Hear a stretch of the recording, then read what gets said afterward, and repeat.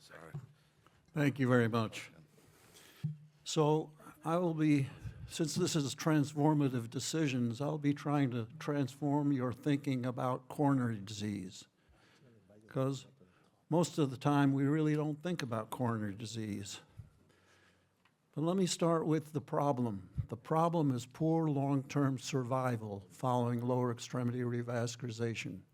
Perhaps you've seen this publication, 5-year survival in the VQI Vision Medicare database, 31,000 lower extremity revascularizations. 71% of the CLTI patients were dead at 5 years.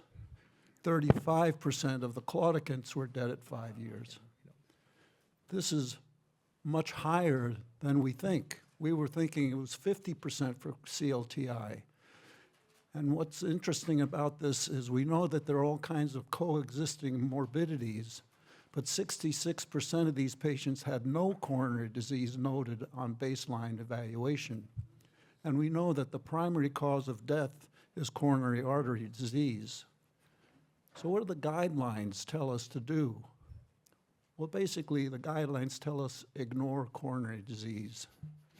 Just treat with evidence-based medical therapy and risk factor control, and everything's going to be okay. The European guidelines highlight the fact that these coexisting coronary disease increases your risk, but at the same time it says, hey, don't go diagnose it, just go ahead with your peripheral procedure. The US guidelines, which the SVS signed off on, is even worse. It doesn't even mention coronary disease. And it makes the claim that rivaroxaban is effective to prevent major adverse cardiovascular events, when the data showed that it didn't. Read the Voyager PAD trial paper. So where does this leave the poor patient? Well, the poor patient, here's the Danish population-based study, 100,000 patients. First hospitalization for CLTI versus acute MI. What happens 3 years later? For acute MI, 20% of the patients are dead. For CLTI, 40% of the patients are dead.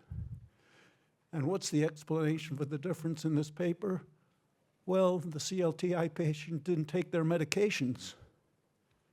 They didn't mention, oh, by the way, the acute MI patients had their coronaries revasked. So what if we paid attention to coronary disease and actually diagnosed and treated coronary disease? And I'm not talking about anatomic disease. I'm talking about ischemic coronary disease. How do you know about coronary ischemia? Well, you measure fractional flow reserve. You can do that in the cath lab, or you can do it computationally using cardiac CT scans. And the guidelines, the chest pain guidelines, say that coronary CT and the FFRCT pathway is the frontline test if you suspect coronary disease. Well, if you have PAD, you should suspect coronary disease in every one of those patients that you've treated. So here's a paper where vascular surgeons took charge. They admitted patients to the hospital. They were cleared by anesthesia for lower extremity revasc, critical limb ischemia. And half the patients had a cardiac CT and an FFRCT. The other half had guideline-directed care, which means just fix the leg. And hard endpoints, all-cause death, cardiac death, and myocardial infarction. So what happened if you actually studied the coronary arteries?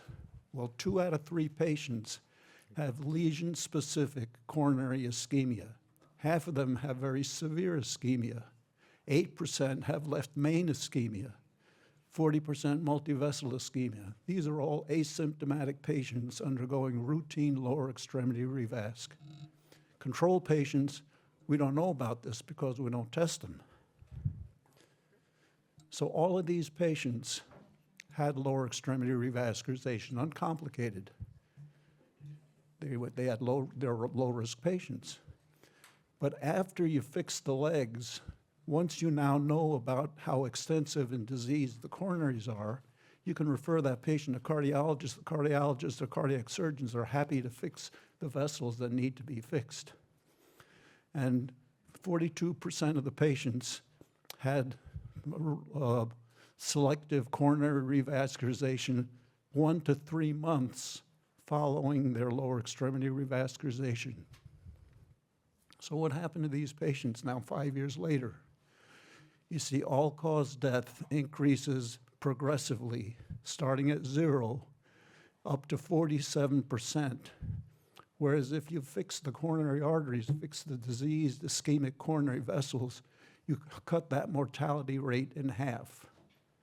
And how does that happen? Well, you flatten the mortality curve for cardiac death and myocardial infarction. So you've identified those high-risk patients who are at risk for death and myocardial infarction. You treat the lesions that are about to cause that, and lo and behold, you don't have a lot of death and myocardial infarction. 5-fold reduction in cardiac death, 4-fold reduction in myocardial infarction. So how does this compare to best CLI? 50% 5-year mortality. In this good risk group, 47%.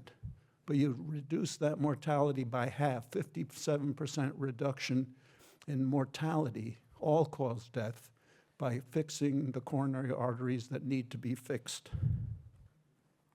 So 5-year survival with ischemia-guided coronary management, 76% compared standard cardiac care, 53%. Now this is a single-center study with its inherent limitations of a single-center study. So before people are really going to believe this broadly, you need a randomized trial evidence. Well, one such trial is now underway. It's called the SCORPAD trial, and it addresses the need to improve long-term survival. So these patients will be randomized after they get their lower extremity revascularization. Why is that important? Well, because now you include the patients with left main disease, you include the patients with proximal LAD stenosis that's going to kill them. In every randomized trial, those patients are excluded from randomization. So the ischemia trial, all the big cardiology trials that question the use of PCI have excluded the high-risk patients. In this study, all those high-risk patients will be included. They're included in your daily practices every day in your hospital. So you randomize them after you fix the legs to FFRCT-guided coronary revasc versus usual care. Already 200 of 600 patients are enrolled in this trial. And some of you in this study, in this room, are interested in becoming part of the trial, and I urge you to consider very carefully and join this trial. So the takeaway messages: the current management strategy is ineffective.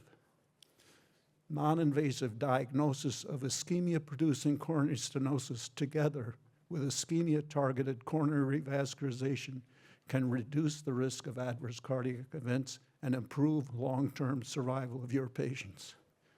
So now, diagnosis and treatment of coronary ischemia should be included in the overall management of vascular patients, not ignored. Thank you for your attention.